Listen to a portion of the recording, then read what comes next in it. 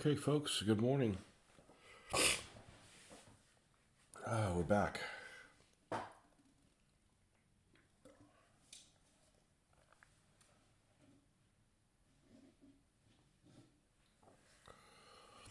We're back in sickness or in health. It sounded a hell of a lot worse than I feel. So what did we do yesterday? Well, we put together a couple of T-34s that are going to be our next candidates, and we sprayed them. Of course, we're going to have to go in and touch things up because you can't get everywhere you need to be with a rattle can.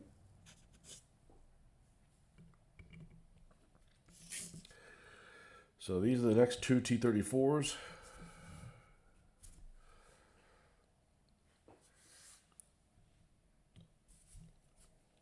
A pair of Model 42s, one with a Chelyabinsk turret, one with a standard hard edge turret. So that's what's up next. And first and foremost, we need to hand paint the rest of the black primer to make sure that we get everything. So that's what we're going to do. I didn't even bother with gluing these guys on a piece of cork with a screw, since the last T-34s, two of them broke off and ended up working out just fine. So we won't bother with this one either.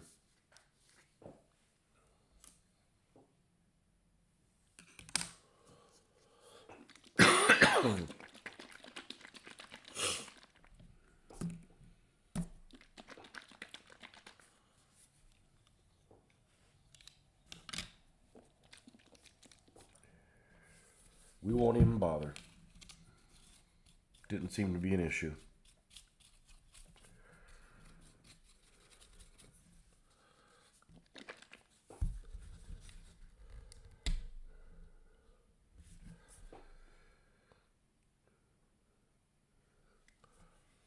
This stuff lasts forever. Seems like it. All right.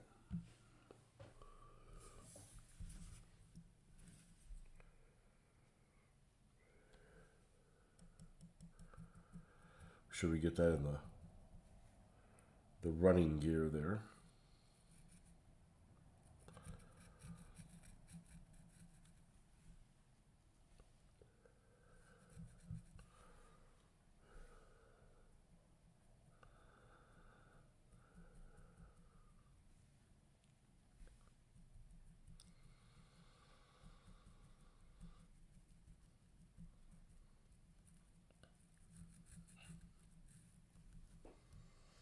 Good morning, Marcus.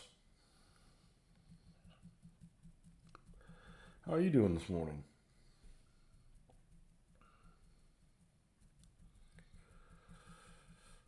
Based on your comment yesterday about having to go make breakfast, you must live somewhere in the U.S.,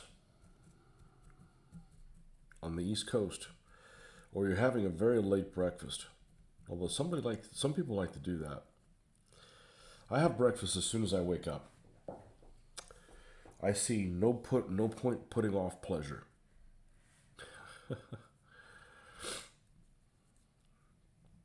I survive the evening. Time to eat.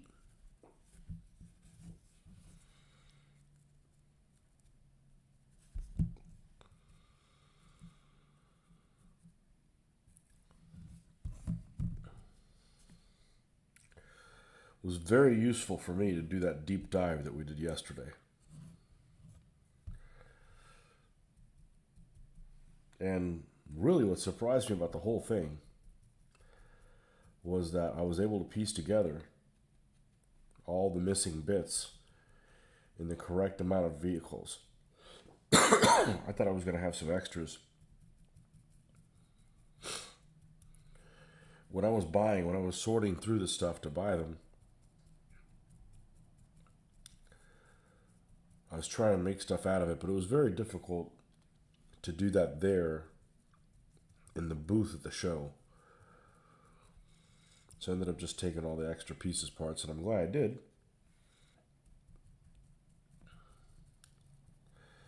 Because everything was complete with the exception of those little half hatches for the T-34-85s, which I am prepared to make.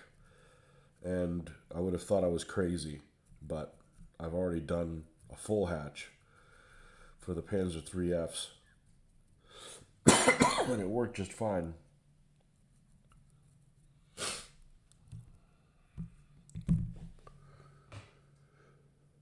PSC Soviet 45mm gun, so working with me. Excellent. I haven't picked up a set of those. That seems having coffee, wake up at 5:30 a.m. in New York City. That's where we're due to go in right after Christmas. I've been one time, and the daughter wanted to go, and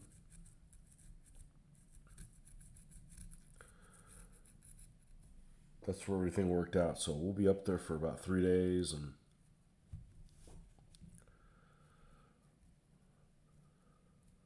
I want to go into the complete strategist. I don't expect to find anything there worth. I just want to go to say that I went to the complete strategist.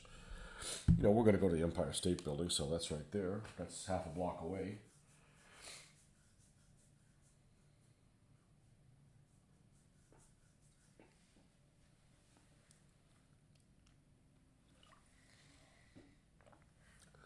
.45mm anti-tank gun. Yeah, that's set from Plastic Soldier Company. Is a really good set. You do 15s or you do 20 mil? I know they have stuff for both scales. Enikaru, welcome back. Enkinaru. My bad. Welcome back. More Soviet vehicles. Can't have enough T-34s.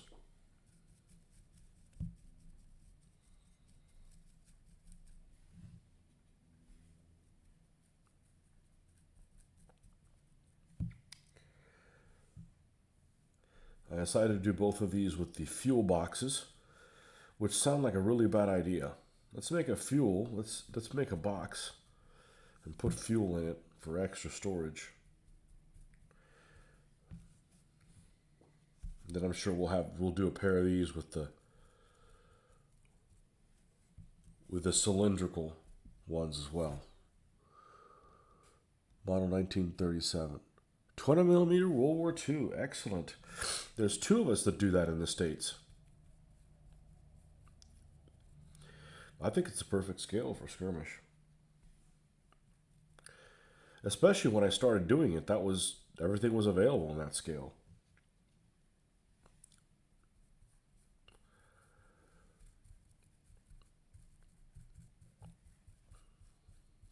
Now, if I picked it up, would I have done 15s? It's hard to say. I got interested in doing this scale because of the castings by the sculptor, who didn't do 15mm World War II didn't exist many years ago.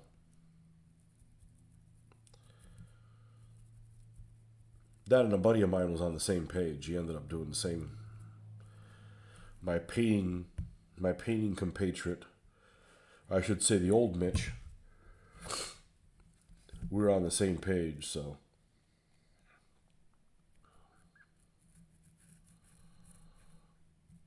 Damn it, we need something smaller to get in there.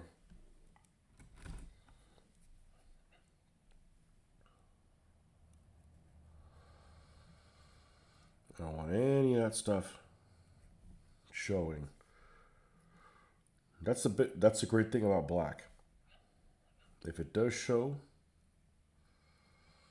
you don't even know.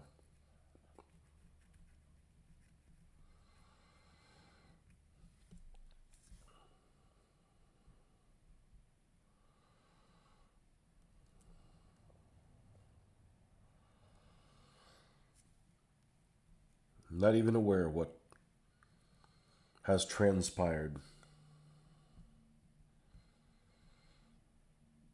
This, I don't think very highly of SHQ stuff. I don't like their infantry. But this vehicle is infinitely better than the Skytrex one. I knew Skytrex stuff was rough. I just got a hell of a deal on that stuff. And it's funny because it seemed like nobody wanted it at the show. Had it been 15s, it probably would have flown off the shelf, but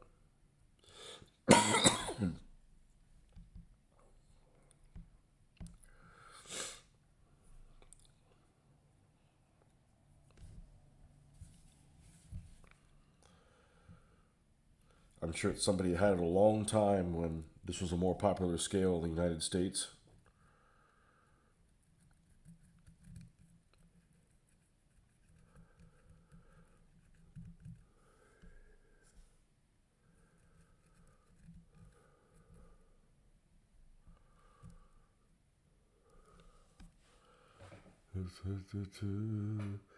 Back in the 70s before the internet, I shopped at my local HO scale train shop.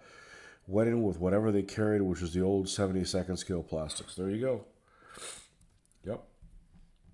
And you could get some Matchbox vehicles that are like vehicles from the 40s. And, they got the wrong tires on them. They always have, over-the-top tires. All those vehicles. But I've got some 1940s Ford vehicles that I could see using them in a scenario with in Northwest Europe.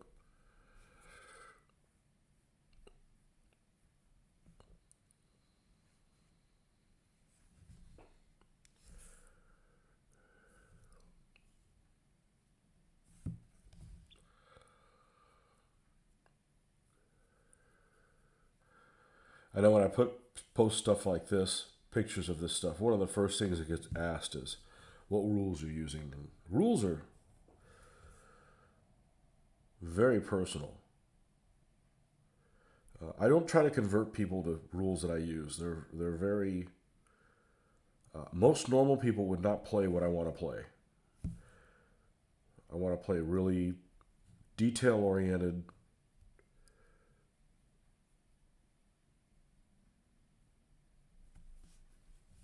Stuff for World War II. I need to have that.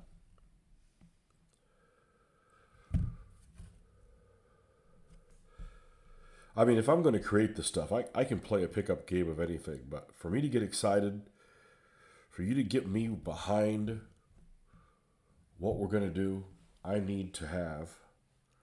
I need my water up here. I need to have that kind of detail. I need to have a game where, let's get rid of that, where the turret rotation speed matters. And it's not for everybody. That's fine.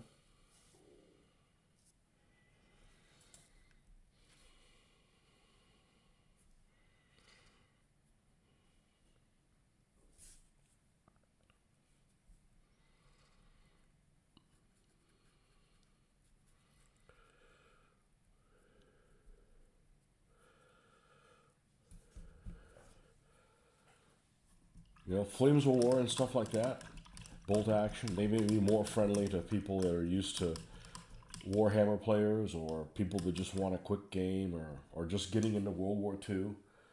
I was just getting into World War II when I was 11 years old, so I'm way past that. Way past that. But, different folks. Jack came in on the other day and was saying that he'd never played anything that was later than the American Civil War. And, a lot of it is your own interest. A lot of it is what tickles your fancy and what people in your area play.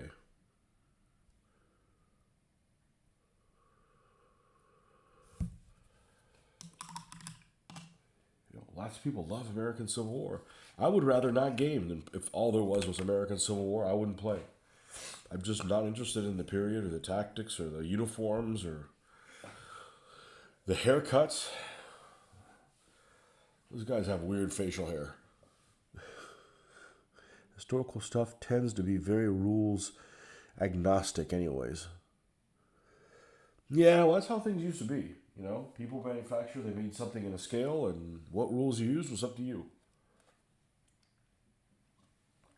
One thing that was really popular when I started doing this was command decision. And that first edition command decision. And first edition command decision, I've played the first one and the second one. The second one is significantly better.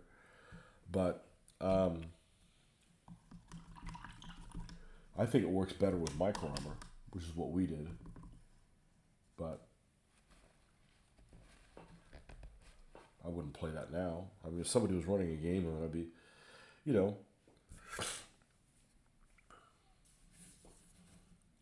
Any of you guys play Flames of War? One of the guys that games with us claims, I asked him about what the scale of the game was. And he's like, oh, it's 1-to-1. I don't think it is. I think it's the same scale as command decision. I think it's like platoon scale.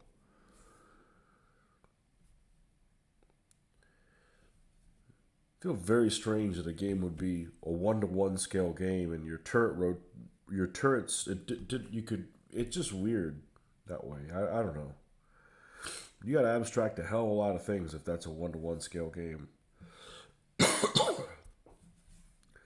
I grew up playing like Squad Leader and stuff like that, so Squad Leader is even a little too vague for my taste. There's a board game that came out that I really would have liked, that a friend of mine was really into it. He's like, I'll tell you what, I'll run a game of it. You and Mitch can play, and tell me what you think. Running a game meaning he's not playing, he's just walking us through everything that we need to do. It's a game that's fairly popular. A board game. I'm not opposed to board games because they motivate you to do stuff like this. As long as they look good, I'm okay with it. And I shouldn't have said this game because now I can't think of what it was called. Just give me a moment.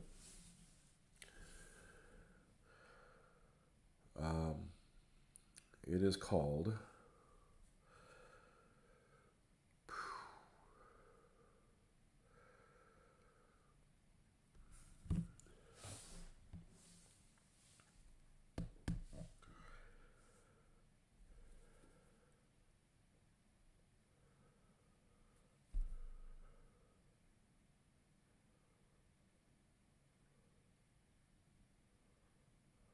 Can't remember what it's called. Sorry. Oops. Sorry for the tease. But anyways, this game is...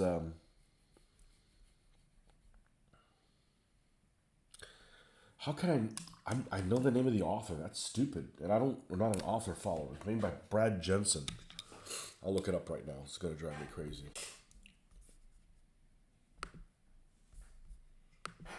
Battle... A lot of these games just all sound the same.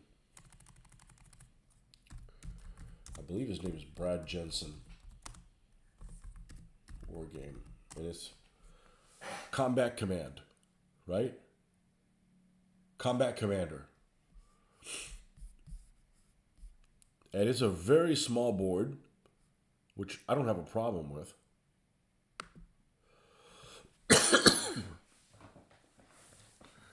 And there's a lot of random events in it, which our group loved, okay? We like uncontrollables. Or I like them and everybody goes along with it. I don't know. I don't try to strong arm different people. People are allowed to have different opinions. Mitch and I definitely like uncontrollable stuff. You start off with your force and different things can happen. And they don't always happen the same in every battle. So... every battle is different. It's distinct. And you're running about maybe a platoon and a half on a side. So you're talking about, 9 counters or something like that. 9, 12 counters. Because this is a squad-based rule. Kind of like ASL. It looks a lot like ASL. But the board is much smaller. It might be 12 hexes by 12, maybe. It's pretty small. The hexes are big. Anyways, there's a lot to like about that game. Some people don't like it because it has no vehicles.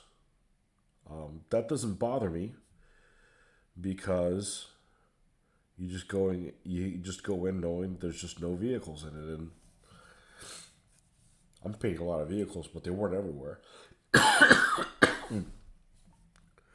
I'd rather play an infantry game with no vehicles than a tank game with no infantry.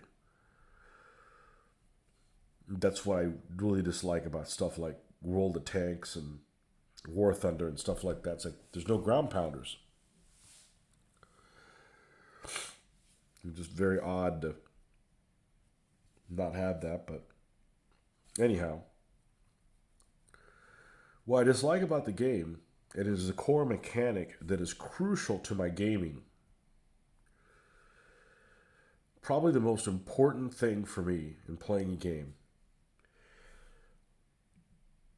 regardless of whether or not it's a historical war game or not, is dice. I gotta play a game with dice. And I'm not a gambler or anything. I like freaking dice. I like rolling my own dice. And the game uses no dice. The game uses cards that you flip over. And on the card will be the top part of the card, which is actions you can do. But when you pull them out of a deck, God, this cough that just won't go away. For like a week now.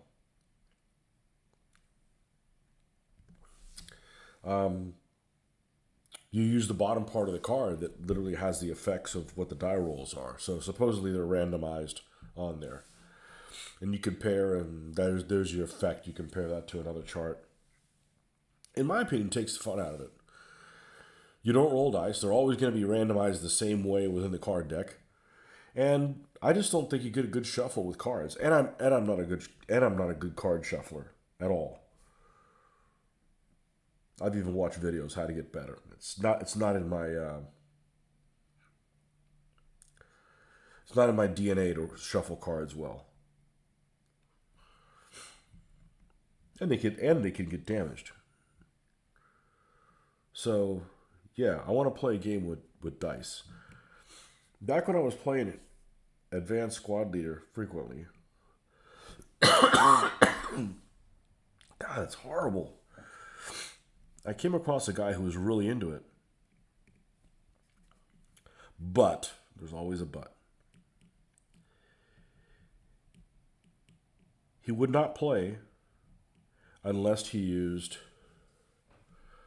the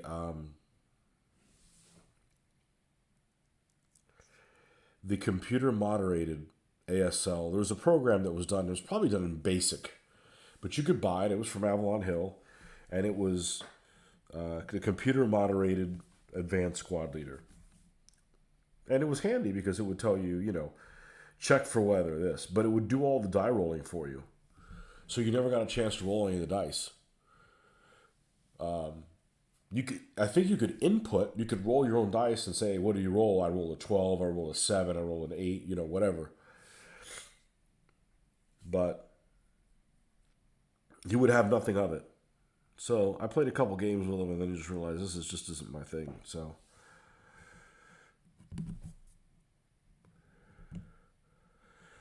there's a lot of games out there. There's a lot of gamers out there, and sometimes the game and the gamers don't really match with what you want to accomplish. But good Lord. All right, that one's complete. Except the tracks. And come back and get the tracks with a beer brush. Now this is a track that I actually tried to fix because it was broken. And I let it glue with epoxy. It looks like it shifted on me, so this didn't work. I wanted to go ahead and use these broken parts while I had them.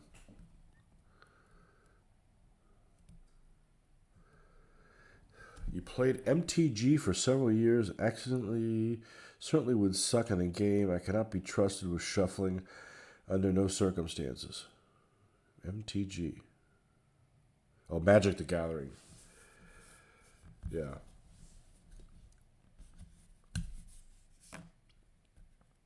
I'm not a fan of. What I've seen with Magic the Gathering is something that, and maybe it's not everybody, but this is something I also equate with Warhammer players.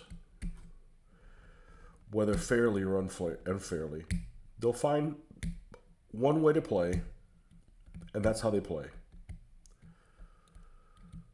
They'll find one faction, and that's what they play. They play the white deck or whatever, and that's all they play. And I like mixing it up. I mean, sure, I have favorite stuff, but I don't go. This is where this thing needs to be. Well, I'm gonna go ahead and base this black before I go back and glue this because this does need to dry. And the epoxy will, I think, glue quicker than the paint will dry. So we're already on the paint train, so let's go ahead and get that going. And then we'll come back and we'll epoxy this little piece down there.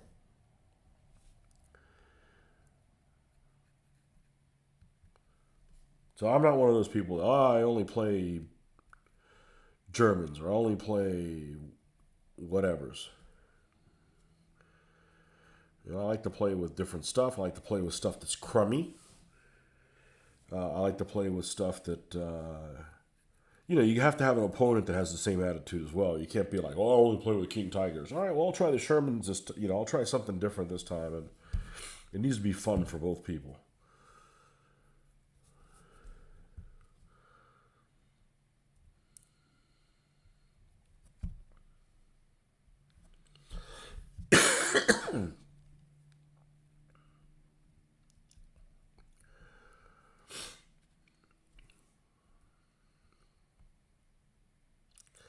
But that's what I associate with those type of games. That's what I associate with tournament type games. Which is why I had never been a tournament player.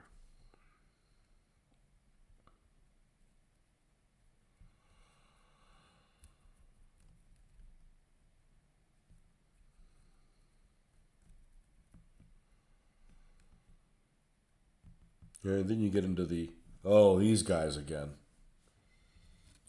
The same team, faction, country, whatever, fighting, same thing. Opposite experience, a constant need to try new stuff. It's still a great duel game, but it was too heavy on my wallet, so I eventually quit and got into war games. Now, I think war games are really cheap if you have self-control. If you don't have self-control, well, everything's going to be a problem. Ordering drinks at a restaurant,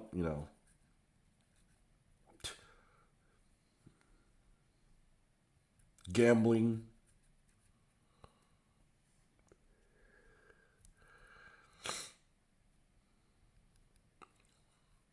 I think it's a super cheap hobby. Compare it to like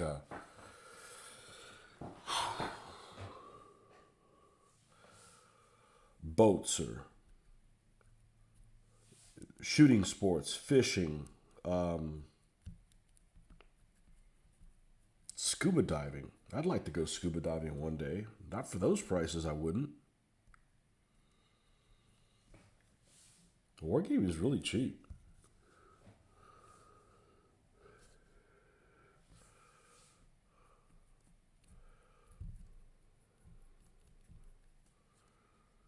You just can't buy every single thing you see. I mentioned this the other day, and the internet has actually helped save me money by all the unboxing. I love watching unboxings because there's a little bit of a thrill, or, when I was younger, there was a little bit of a thrill of ordering miniatures. Just use miniatures for example, but it can be other things. Just to see what they look like. Like maybe there's some miniatures that described really cool, but there's no pictures of them. Like for instance, say you're building some German flamethrower troops or something like that, and this company comes along that has no pictures online, and they make some, and you're wondering, what if they look really cool? So you order them, and then you're disappointed or you like them or whatever, but you just spent more money because you didn't see what they look like. Whereas if you just look at a picture, it might have kept you from buying it. Now, that's how it works for me. So, actually, having pictures of things keeps me from buying stuff as much. I don't know if that makes any sense, but there's just stuff that I did when I was younger that I would never do now because it's like, oh, that's what they look like? I won't bother. And it does sound like it's counterintuitive, but in that way, actually having pictures of stuff online, if many people have the same attitude I have, it actually has less sales. Mr. Ben just managed to catch up on Deep Dive. Was wondering we were going to make some wrecks, but all the kits ended up being complete. Yeah, they're all complete except the T-34s have some half hatches for the commanders, and those little doors are missing. But since I already have experience doing that on the Panzer IIIs, and was really, really happy how it turned out, I'm good to go. I am floored that are all complete kits. I am floored. And I can't believe I've got 8. Is it 8? I think it's 8 T-34-85s. Like that's a shit ton. And they'll never be used all in one battle, but I'm gonna try to paint them all. I'm in no hurry to go back to doing 15s. I got plenty of 15s to do when we do that. I'm at the stage of the 15s that I'm kind of idle. We're working on our own modifications of the game, but it's difficult to meet with everybody all of a sudden, you know?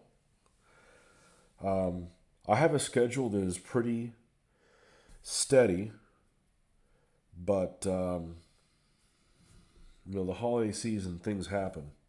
So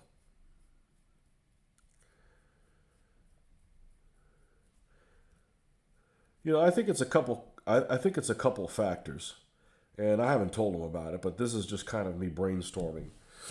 On a game day, the earliest any of us show up, which is usually me, is at 6. But all throughout the day, before we even get there to do our evening session, he's had a one-on-one with Joel, usually playing like rapid fire, because Joel's retired and he lives kind of in the woods, and he doesn't want to. I get it. He doesn't want to drive back in the dark because you run into a deer or something like that. So he's had a whole day of gaming. So there's not a huge incentive for him to play more games or to be kind of flexible on when he can play. And likewise, I have this that I do at home with you guys and video games, and I don't have a huge incentive in getting together at, pushing the pawn and trying to get together on a Saturday morning or a Friday evening after work. It's just easier to, after work day, I want to come home and shower. That's like priority number one. So, it's a couple of those things, but no harm, no foul. He's having fun. I'm having fun doing this. It happened all at the correct time, I think. It's not like, oh man, we got to get together and do another DBA video. So,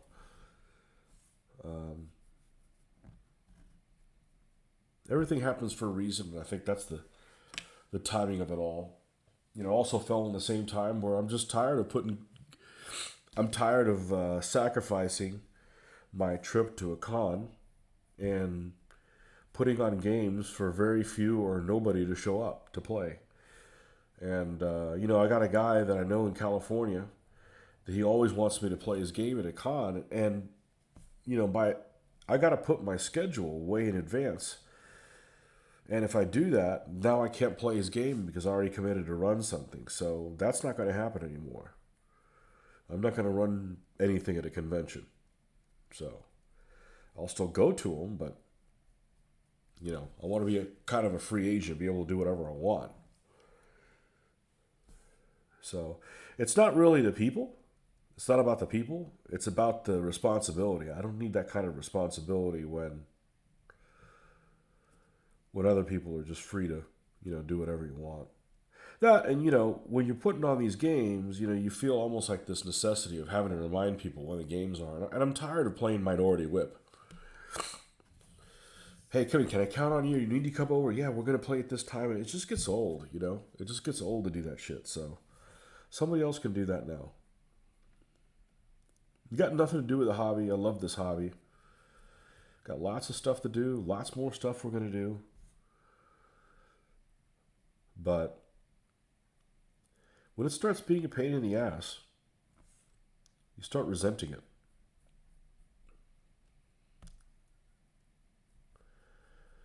So there you have it.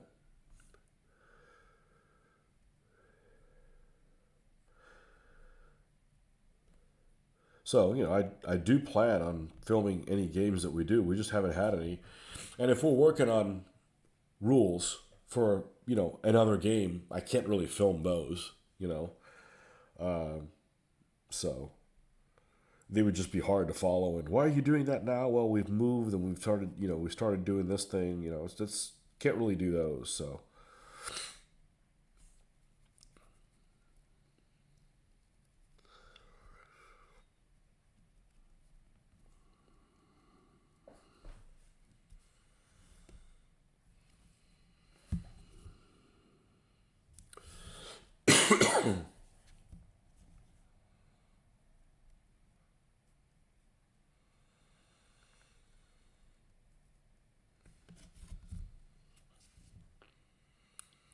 and I wouldn't necessarily mind to play the stuff that they're playing because they play some Napoleonics and stuff. I wouldn't mind playing that. It's just they do it earlier in the day. I'm like at work. They're playing on a Monday. I mean, it's like the busiest day of the week. That and Mondays and Fridays are the two busiest days for me.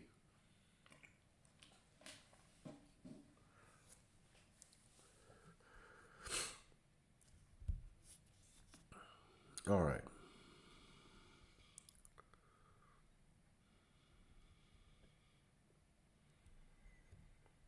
So it's just a kind of a conflict of interest kind of thing. I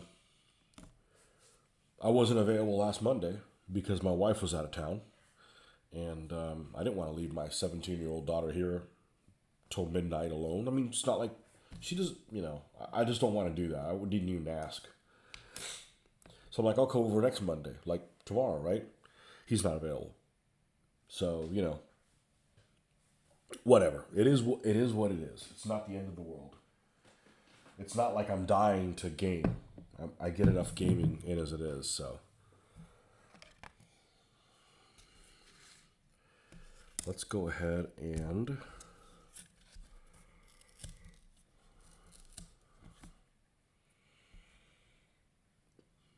but I'm not doing any face-to-face gaming that you guys don't get to see. So besides, the pandemic's over. You guys can see other people now, right? Are there any places that are still like restricted? I don't know. We're supposed to go to Europe in about a year. And I'm not going to go if there's a bunch of restrictions again. It's just not worth it. I'm not going to not follow the rules, but I also don't have to play the game if I don't like the rules. I'm not a revolutionary when it comes to stuff like that, but I also don't like being told.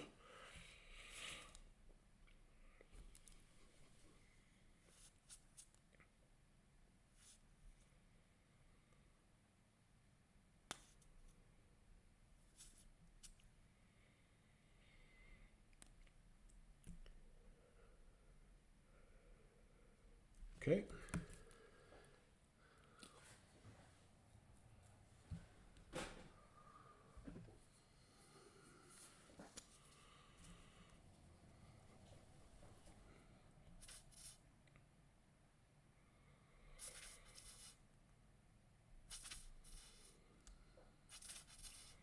Come on, you can do it.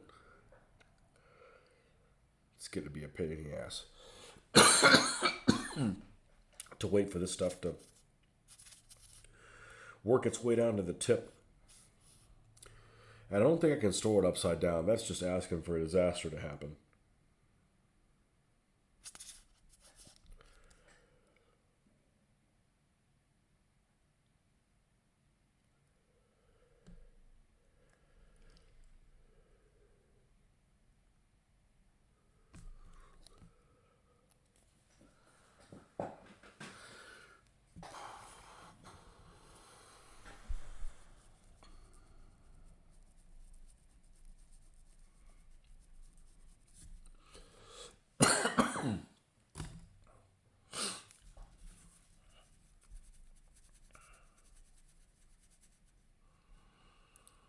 Now, let's see if I can put this in a way. I think I'm going to have to set it on its side and leave it like this.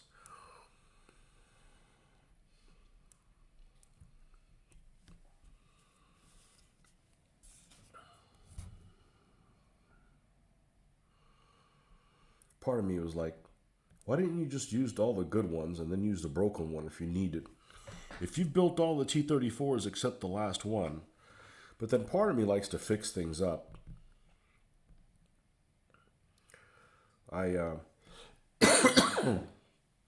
The first tanks that I built after the sale were some that were in really, really bad shape.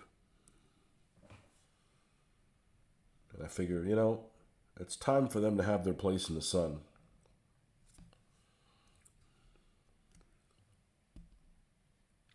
You stay there.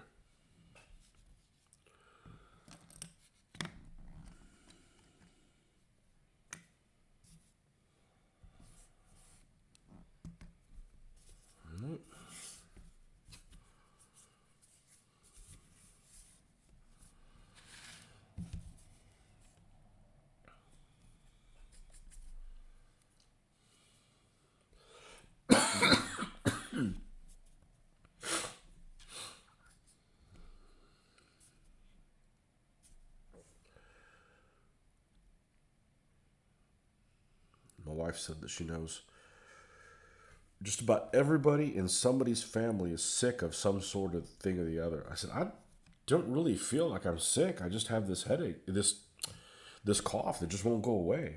I mean, I feel fine. I mean, yeah, I sound like I'm stuffy, but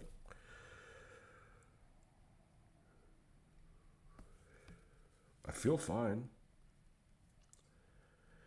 If I felt like shit, I wouldn't be doing this.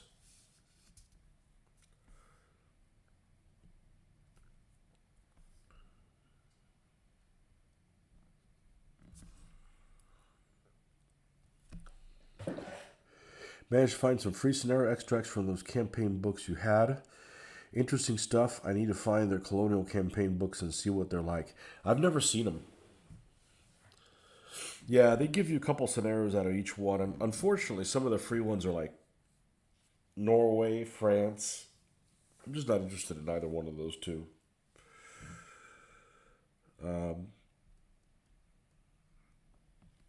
They got a scenario from the Russian book, right? Plow factory, I think. I believe it has a railroad station or something like that. Yeah, they're cool things. I've never seen their colonial ones. The colonial ones came out, I would say relatively new, but they came out after I got out of buying them, so they might be 18 years old. But I want to see what the North Africa one looks like.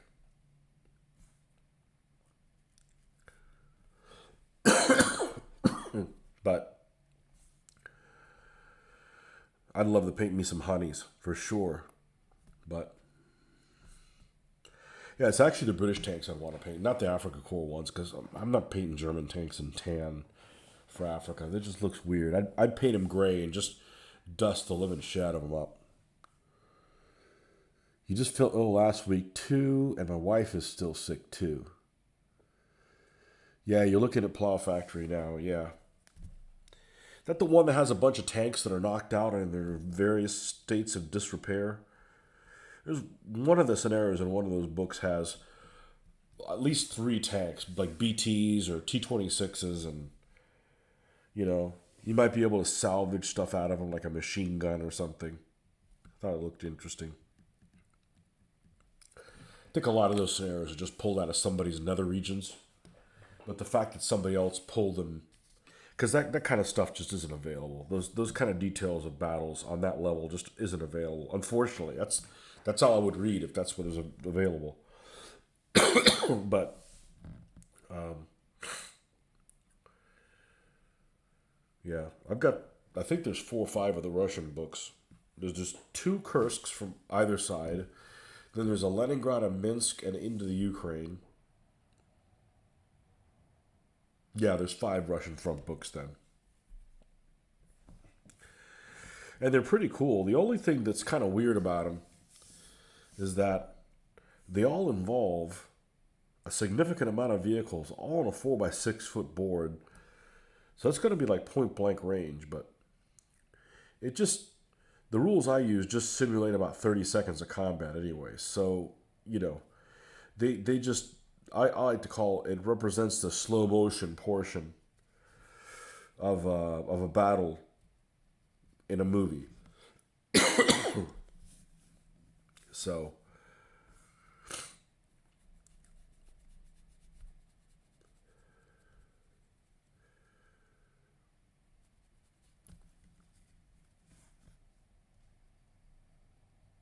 but I think they're really well done.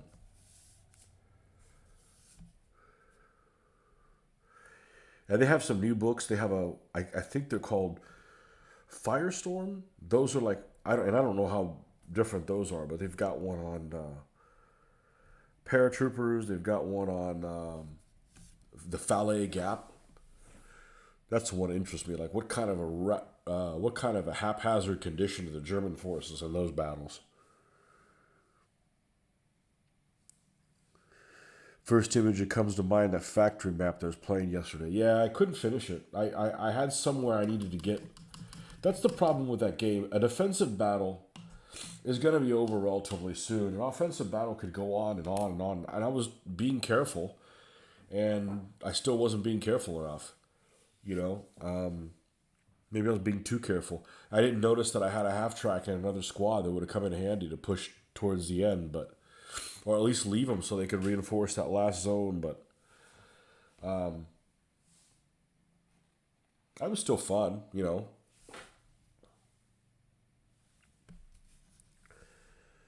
It was still fun. But I suspect this next battle I'll do will be defensive. I'll hose them, and I'll have a bunch of points again, and then have to go on the offense, and the same type of thing could happen. A big part of the game is when you go on the offense, where the zones are that you need to capture. Because if they're evenly placed all over the place, it's very difficult to bring your forces in. Fuel is a concern without buying fuel trucks. So you don't want to have your tanks crisscross the board multiple times. You could run out of fuel. Now, with that said, I haven't run out of fuel. But there is a fuel gauge on them. And it is unrealistic. They would have a lot more fuel. I mean, what a tank could... A Panther, I don't know what a range on a Panther, but it's got to be at least 150 kilometers. The map's not that big, but it gives you something to... It puts some restrictions in there so you're not driving all over the place. The only other game I played with fuel is this zombie game that I'm a big fan of, called State of Decay. And there's a fuel in your vehicles. And it's not uber restrictive, but it does make you think about how you're going to use things and not just carelessly drive all over the place. But if they're set up in a line where you can bring everybody, take this one, and then keep going this way and leave a couple guys behind to defend, then it's a lot easier.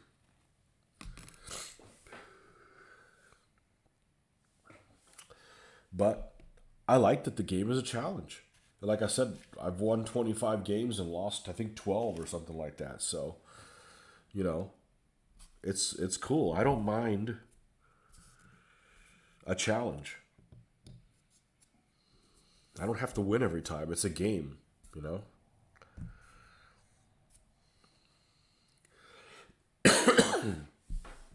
Okay, here's these two bastards.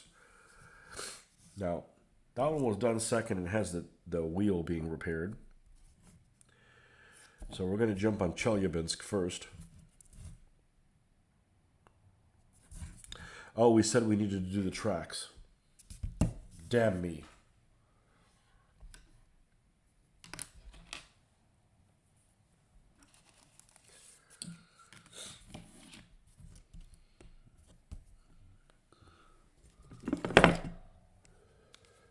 Yeah, I like how the abbreviation for the Chelyabinsk is Chi? No.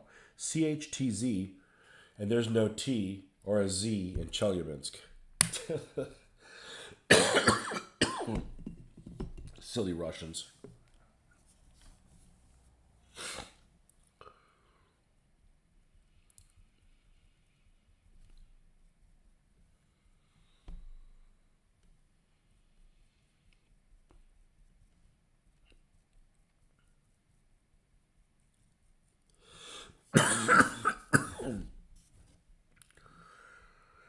Man, you thought I'd be smoking 3 packs of cigarettes a day with this cough.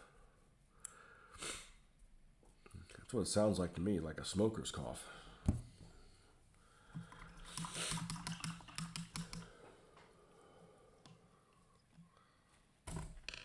Oh well. Better than having a headache. Sincere question. How do you people manage to track fuel, ammo, all that stuff without forgetting about it? How do you people? Who's you people? Manage to track fuel, ammo, all that stuff without forgetting about it. In a game or?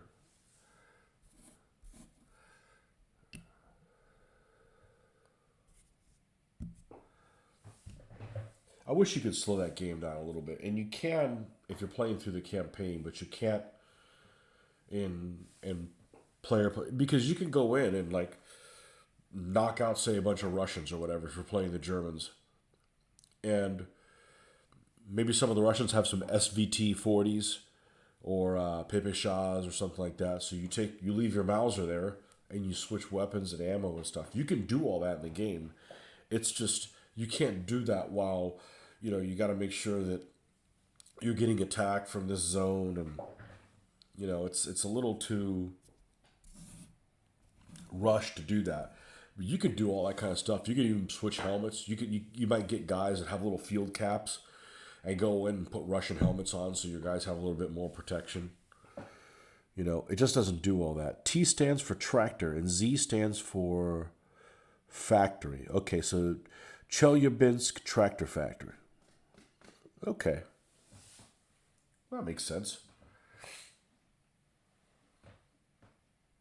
Okay, so STZ is probably Stalingrad Tractor Factory. Interesting. Okay.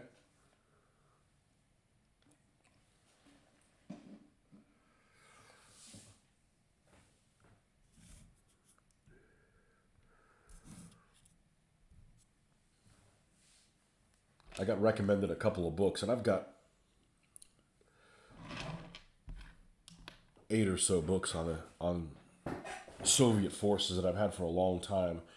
Like, oh no, you got to get this AK book, and I'm like, I don't need to spend $40 on something that I already have. And somebody actually, 2 books are recommended to me. Somebody did a flip through of the pages on YouTube where it talked about different color greens that they have.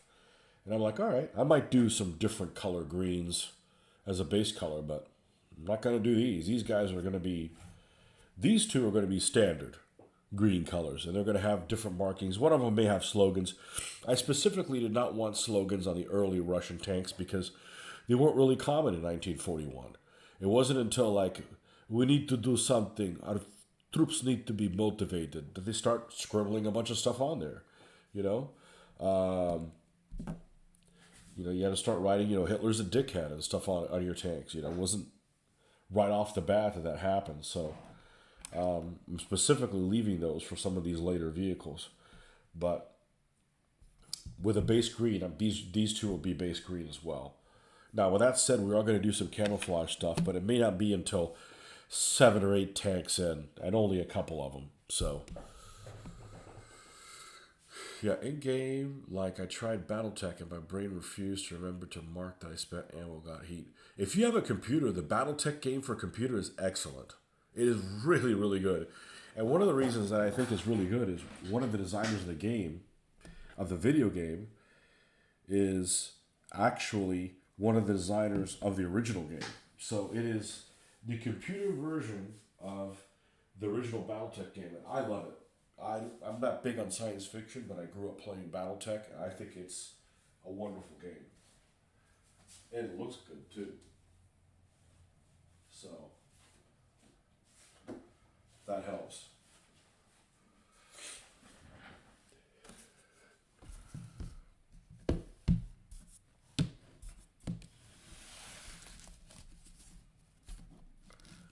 How things look definitely affects me. So.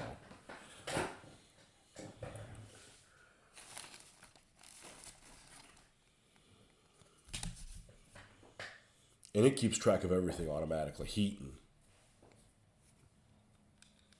that's a pretty cool game. I played it for quite a bit.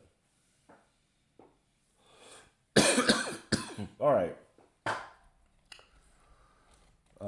Here's the one that we use for the green, which would explain why there's the green on here. Now, this is interesting because this is the green that's in there.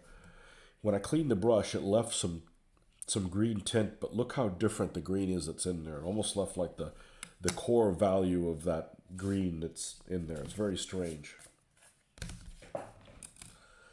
It's all the colors that were in there that were subtled by the other ones.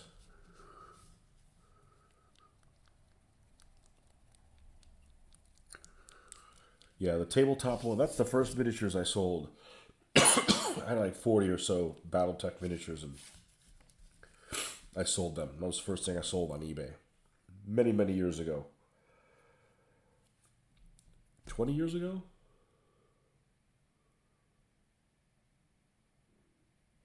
$15 years ago, maybe.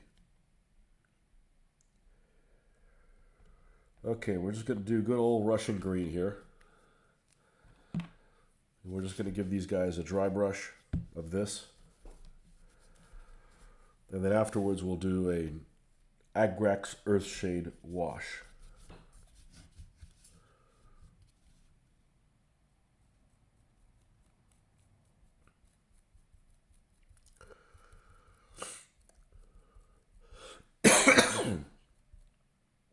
Man, this cough that won't quit. Yeah, it doesn't matter what you take.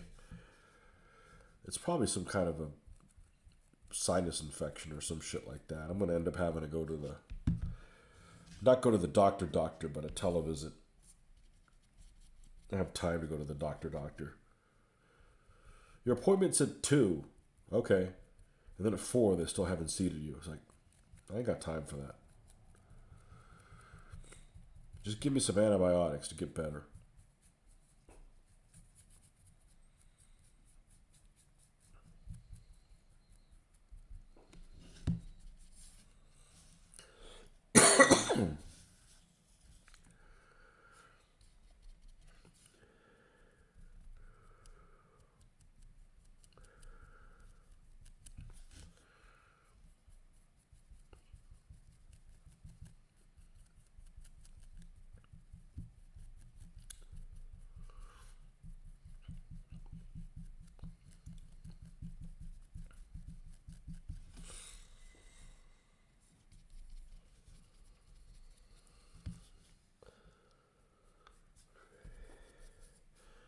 Getting kind of old and waking up 6 or 7 times in the middle of the night because of coughing attacks.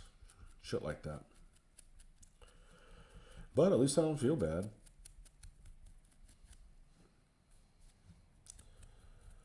It's always something.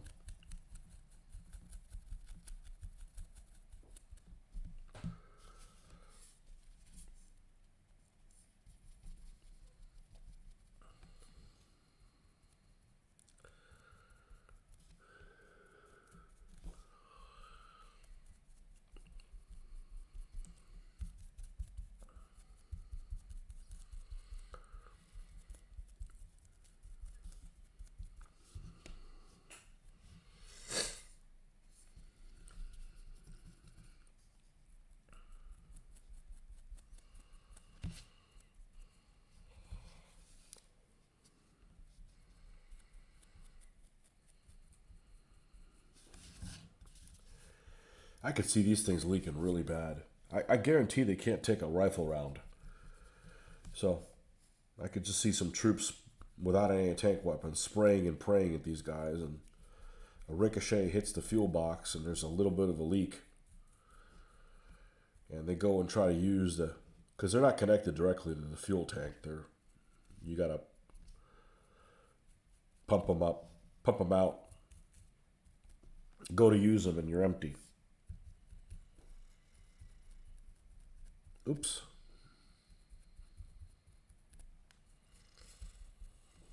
A ricochet and a weld broke or something like that. Okay, enjoy your chores. Thanks for stopping by. Catch you soon.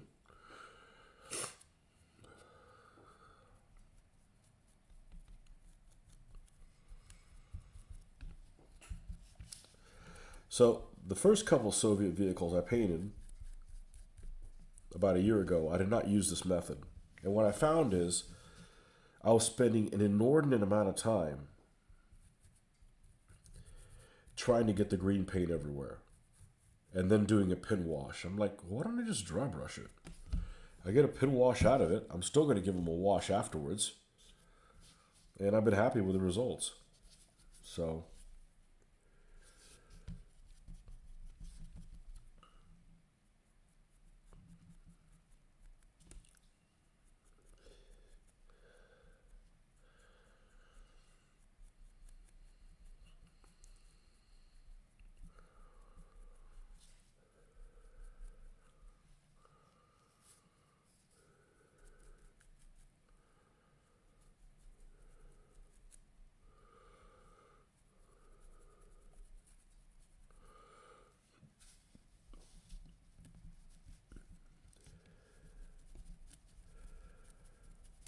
really want to do some BT7s, or BT8s as they're sometimes called, BT7Ms.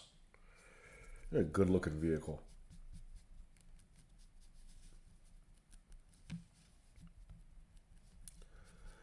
See how fast you can drive them on the board.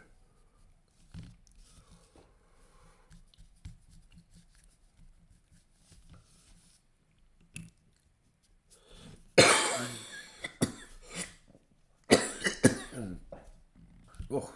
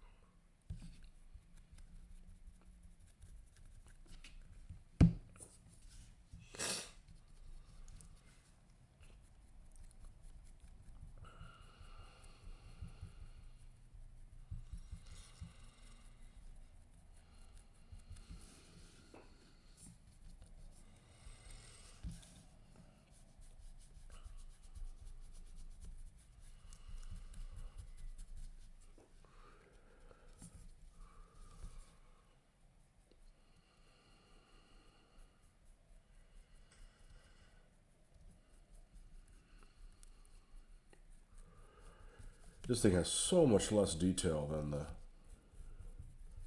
SHQ model. Not that it feels like it has lacking detail, it just has a lot less.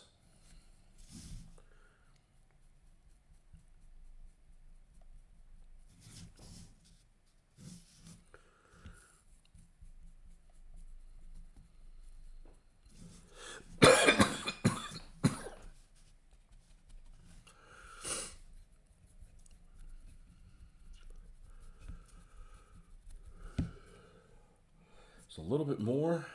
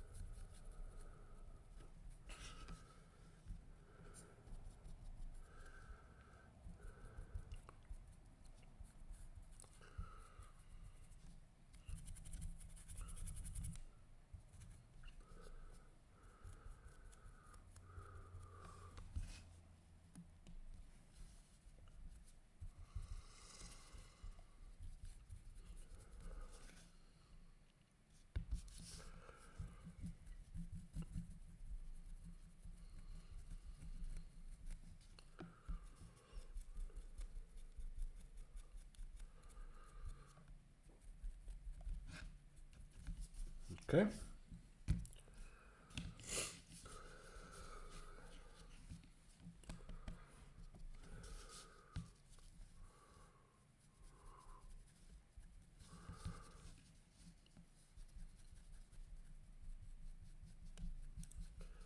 One Mickey Mouse turret coming right up.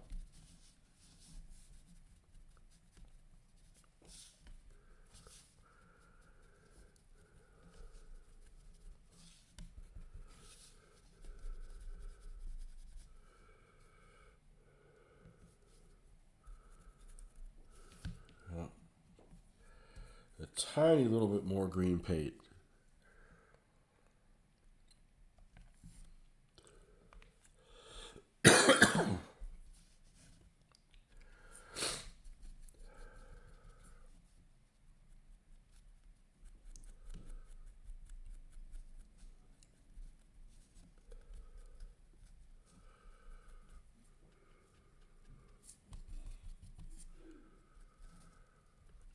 I haven't even looked at what schemes I want to do on these.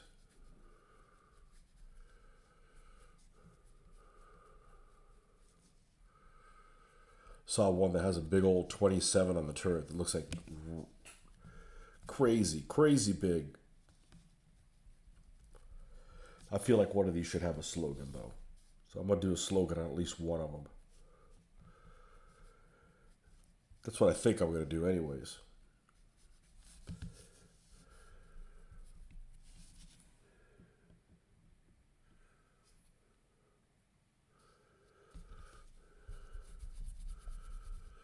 All right.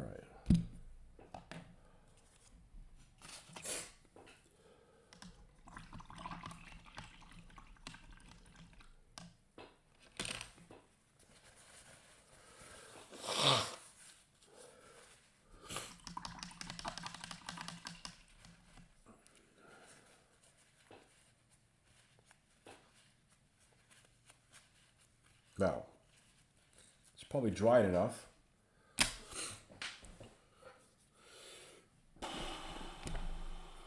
Probably dried enough to do Agrax Earth Shade on the other one. Because we're going to need some time for that to dry. This takes at least maybe an hour to dry.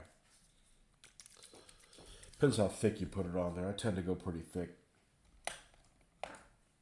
This is the one we used for that. Yep.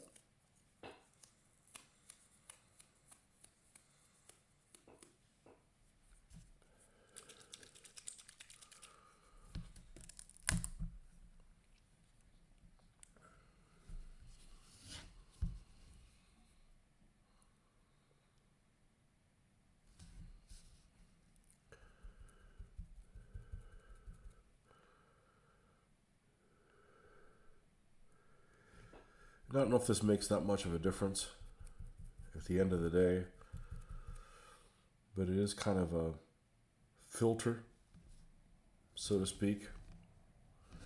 I'll do both running gears first.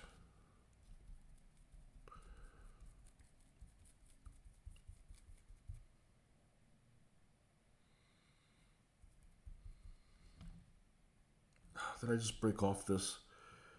Yeah, the headlight. We'll put it on later. I'm going to have to attach it in a different way. It was, I tinkered with a lot using epoxy. It's just not very,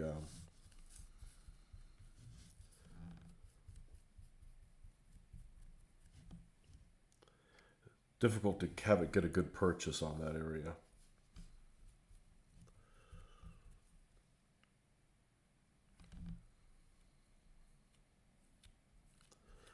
That's with using epoxy. If it was super glue, yeah, I'd break off all the time, but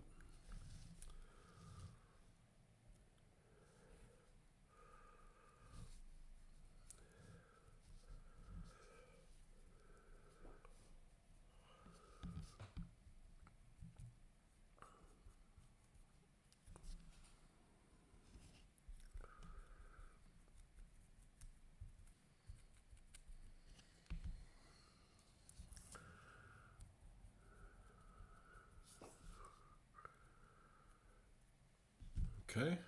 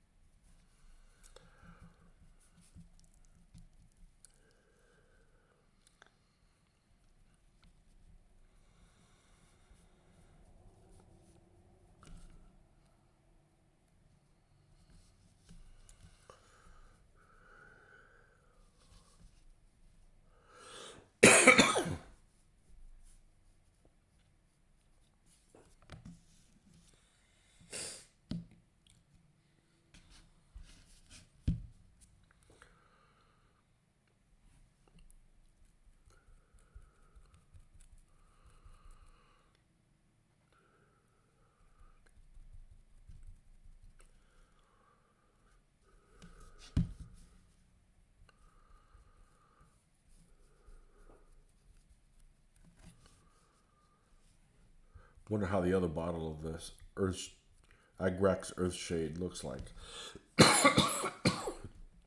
So I picked up another bottle of it. It was more expensive. It was 50% less. And look like it's a different shade. Ultimately, I don't think it'll make a big difference because I'm covering most of this up anyways.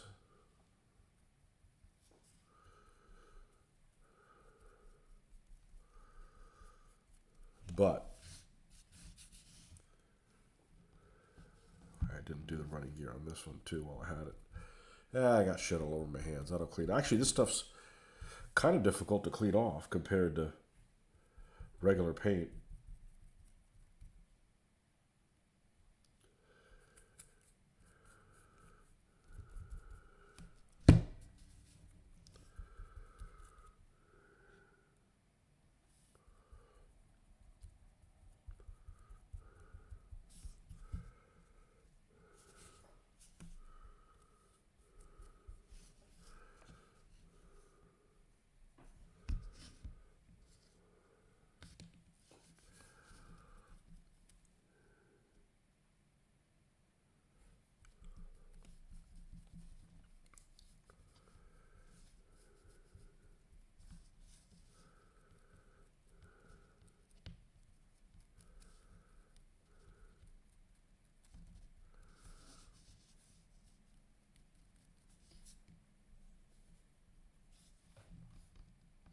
Okay.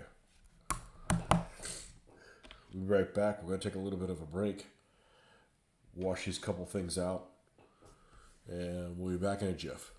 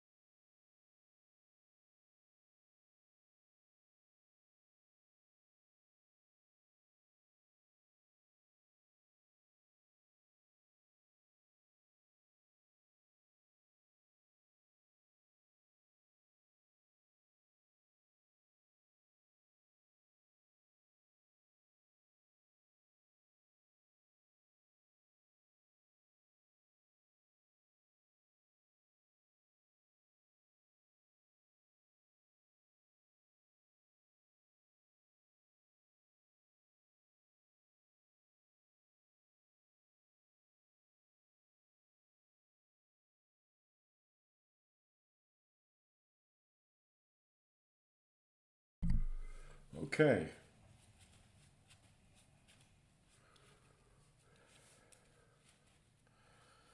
An hour and 19 minutes. I actually feel like I've gotten a lot done considering that amount of time.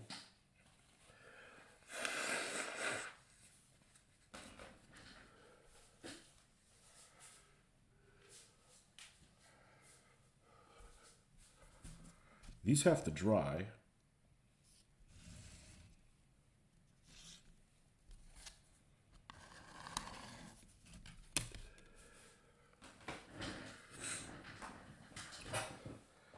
Those have to dry. So, in the meantime, you can go ahead and work on the next two. At least prep them.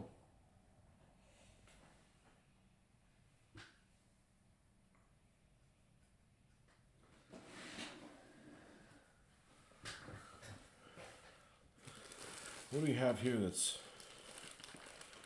half opened?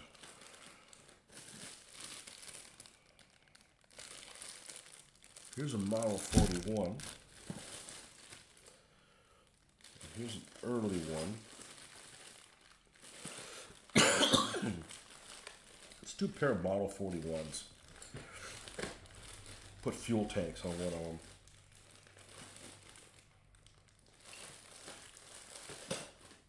That should be the,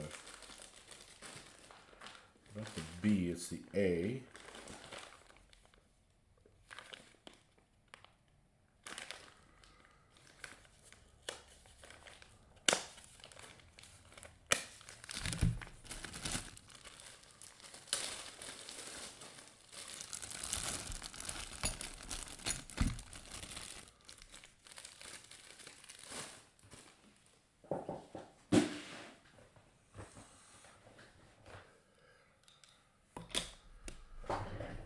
One of these maybe we can do with that crazy paint scheme, which I need to find again. It's beautiful.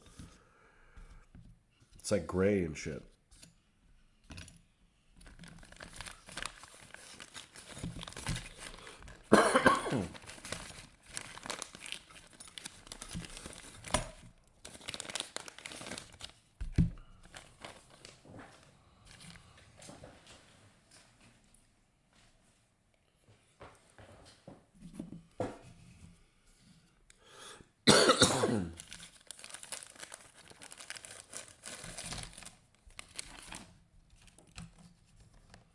Just kind of weird about putting tree trunks on your tank, and the tree trunks are made out of white metal. Something weird about that.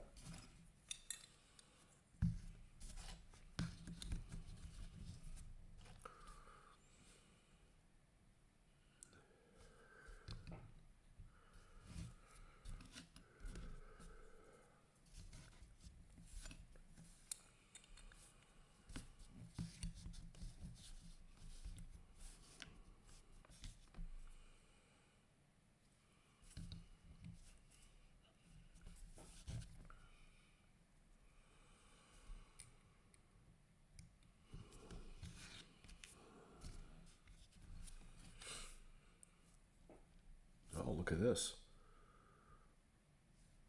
This one has a different...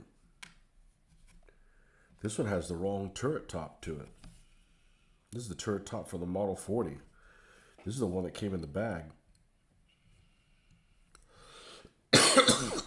Shit. We're going to have to look at our sources.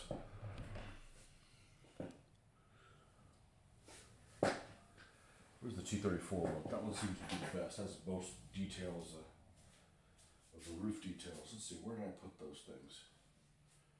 I think they fell off the back.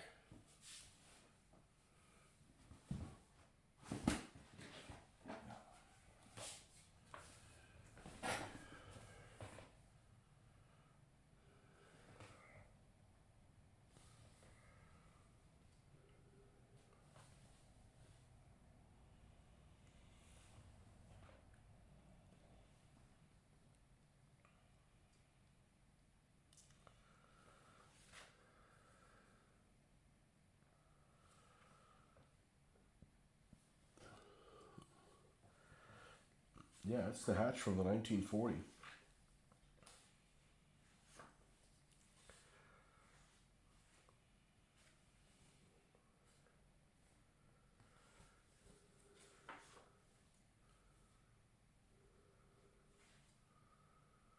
Look at that.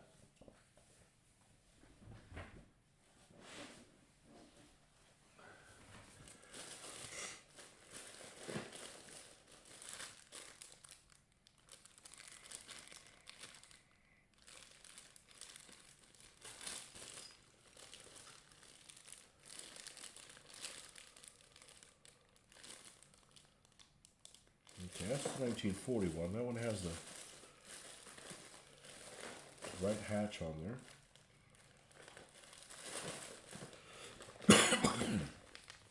It's just a fluke and maybe gave me the wrong...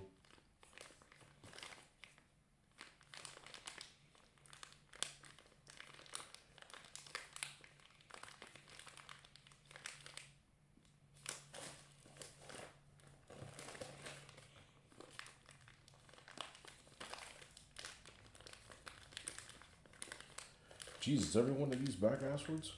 Upside down?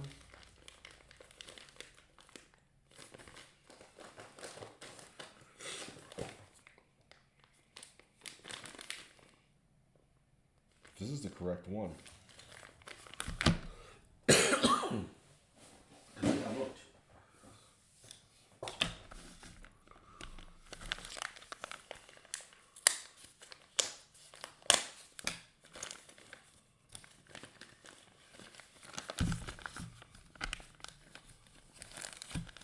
I mean, I like how this one looks better, but it's the wrong one.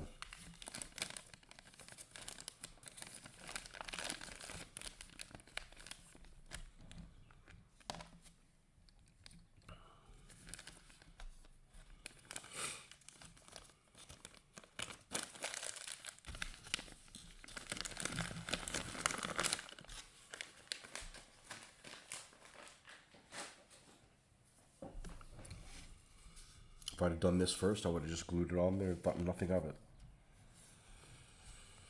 I assume these things to be accurate.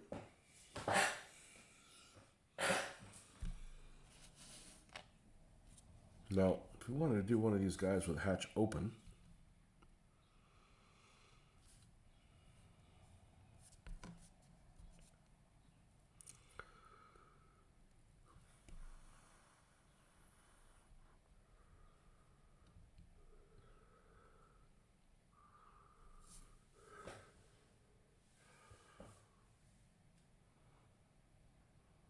we may end up doing that. Let's clean this thing up.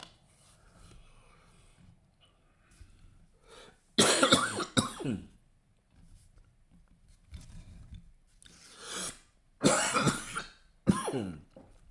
mean, if I don't die here, man.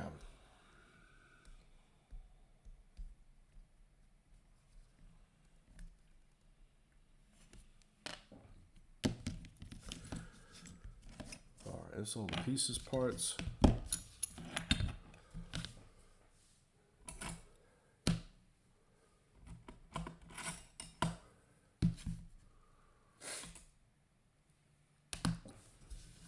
Okay.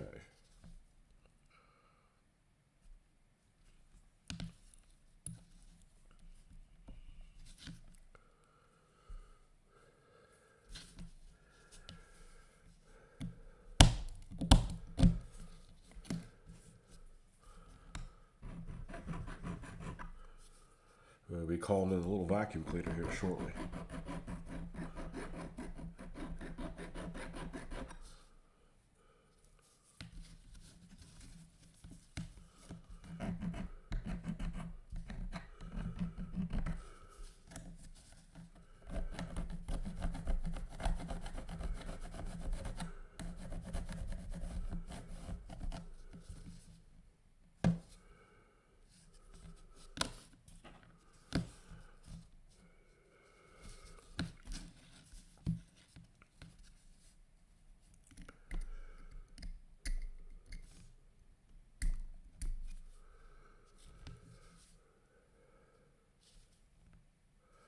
Oh, this has a spot on it. It's about to crack.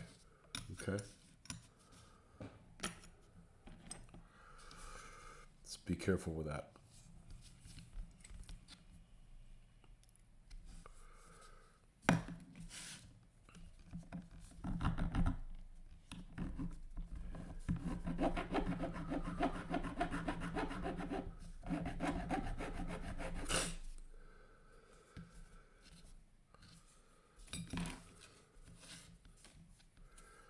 Here's the headlight.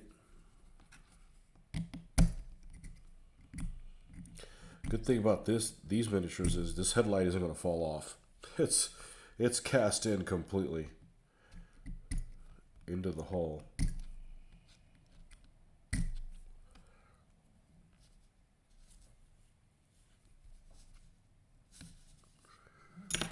Okay.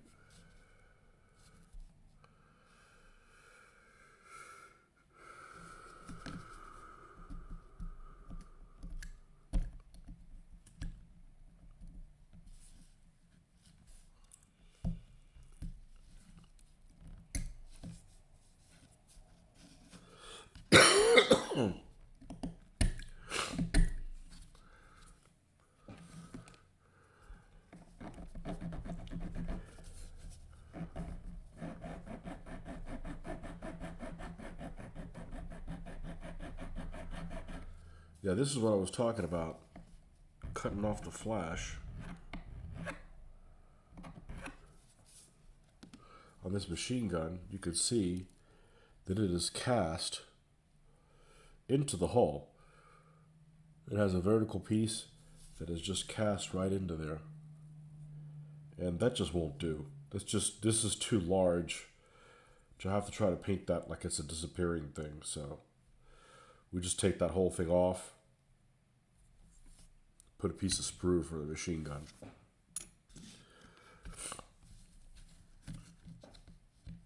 That's unacceptable.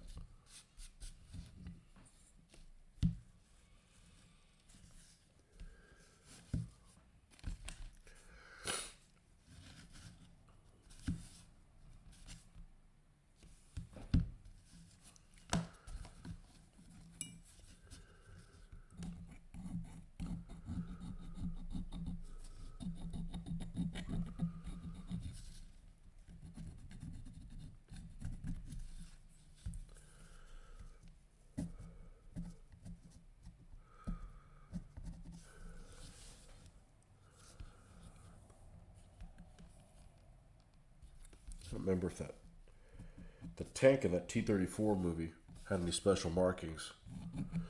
They used one of these in that first battle outside of Moscow, hiding in a haystack and shit like that. That movie had a terrible plot, but the special effects were astronomically good.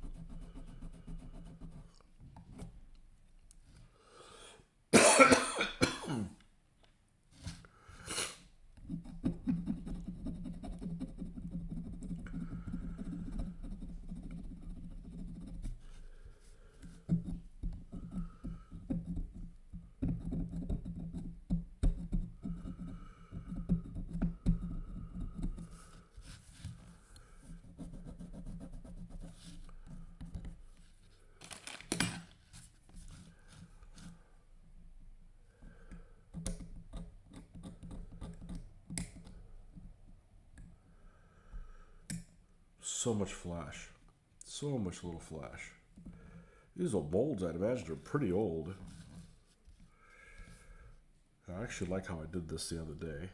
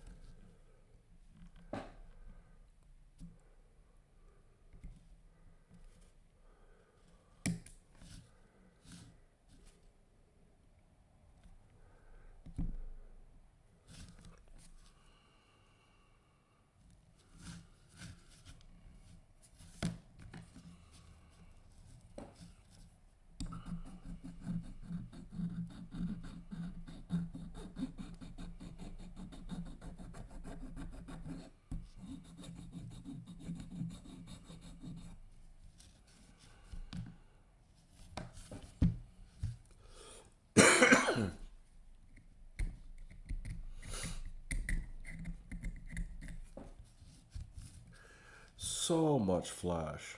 So much flash.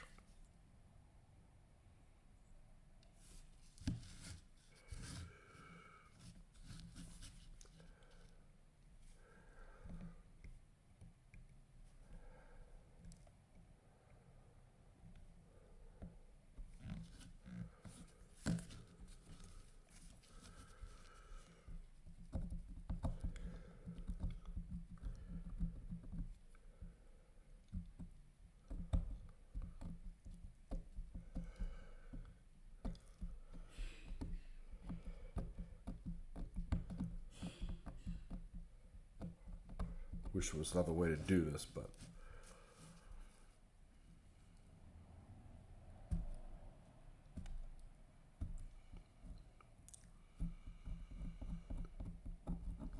I'd only like another way to do it because it'd be less time consuming.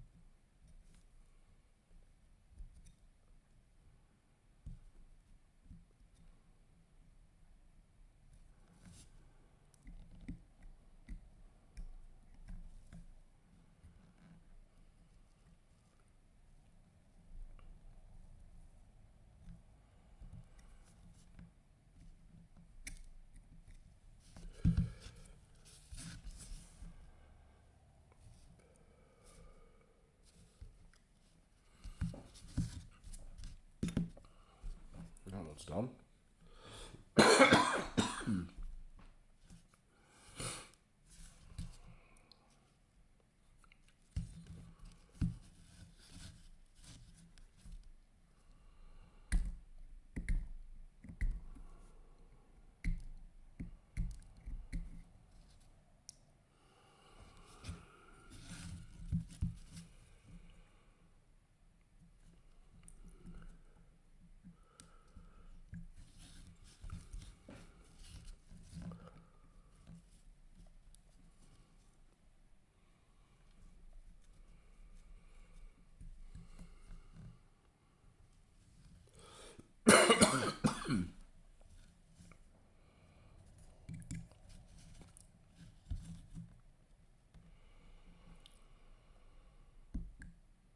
boxes that have seen better days.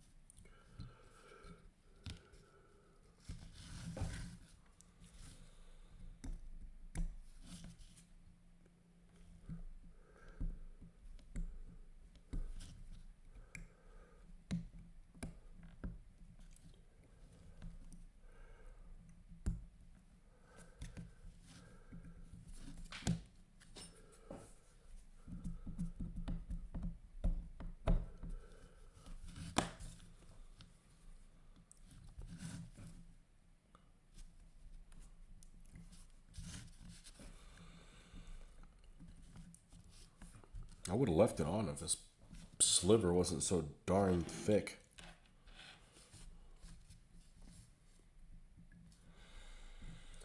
That's suited for like micro armor and stuff like that, but man, this is just, it's too big to have something artificially on there like that.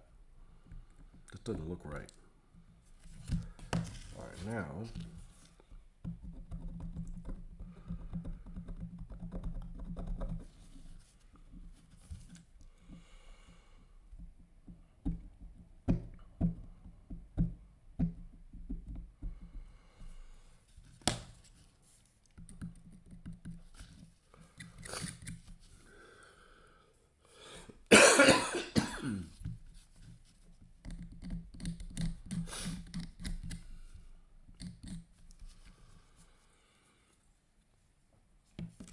get Mr. Vacuum Cleaner out.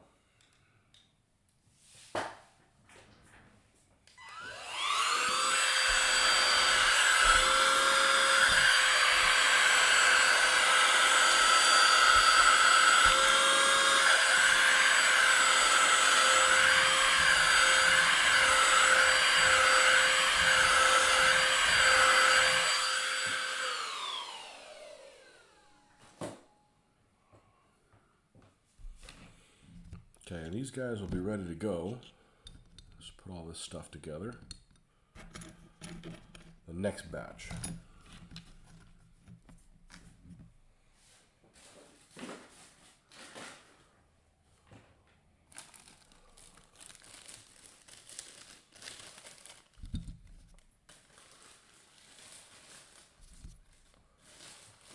Maybe we'll do one of these with a hatch open.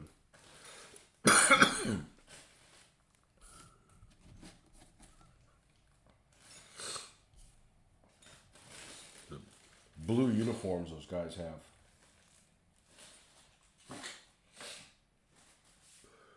All right.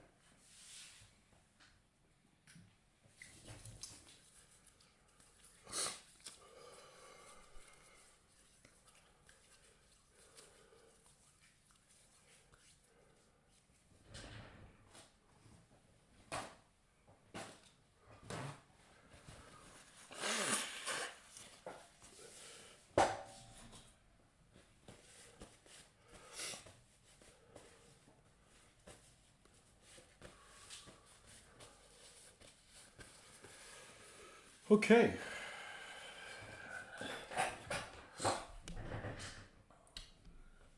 Let's put these tools away.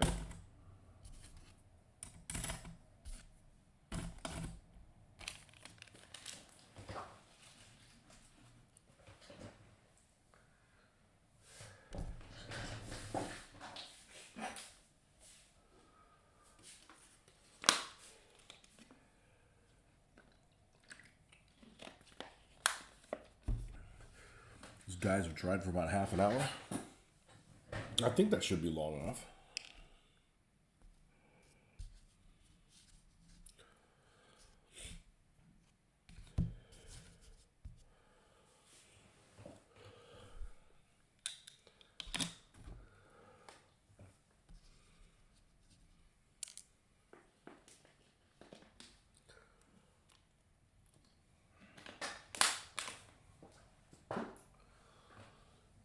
Where's that green brush that I washed?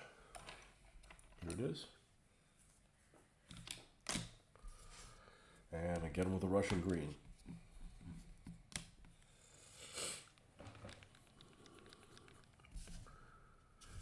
Drill out the machine gun. Yeah, this one's got to drill that machine gun. Okay.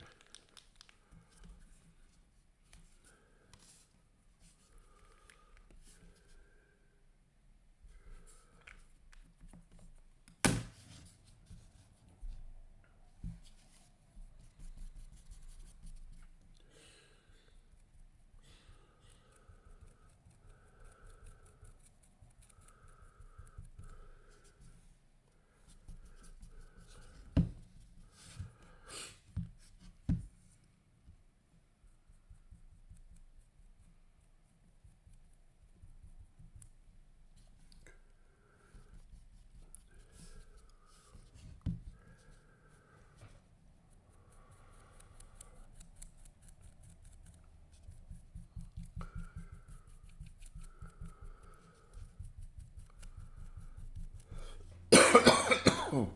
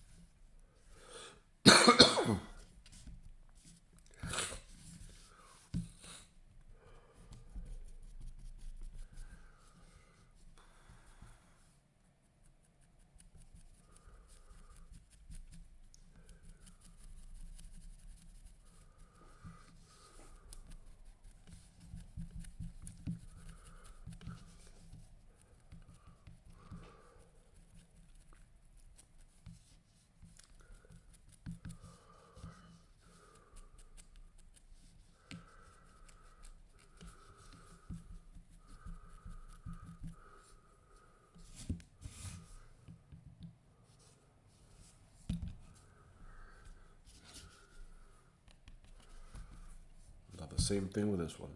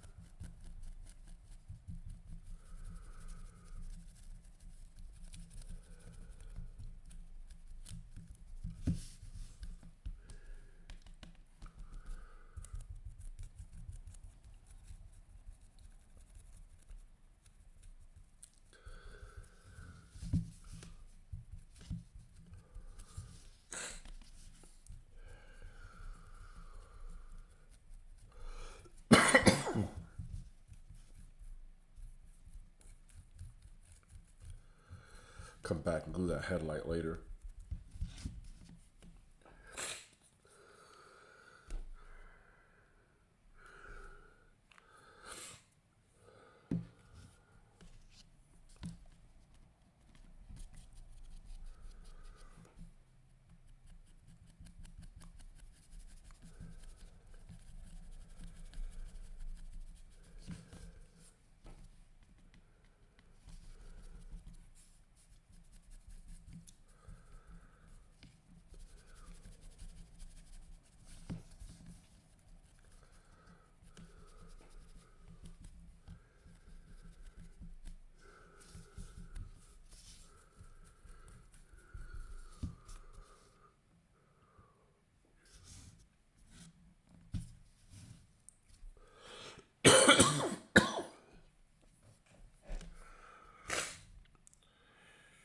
Okay, and this is exactly the same color that we did the other tanks.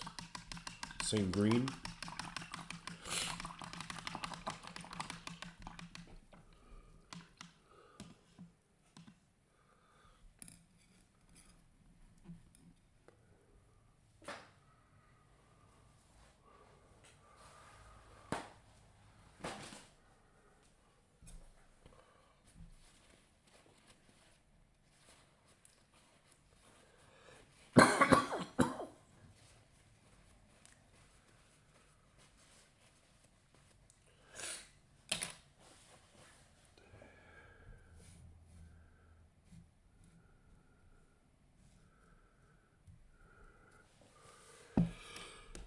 Let me go get something to drink. I'll be right back.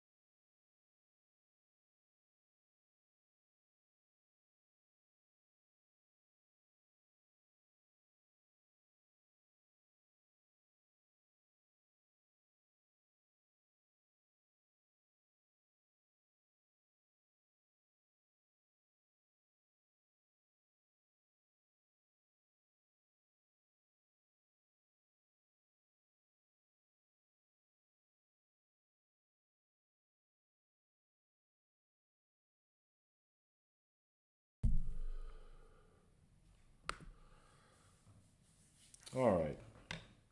I think we're going to give this a rest. We're going to switch to Gates of Hell Lost Front for a little bit, and we'll pick this up this afternoon. Thanks for stopping by, folks, and we'll catch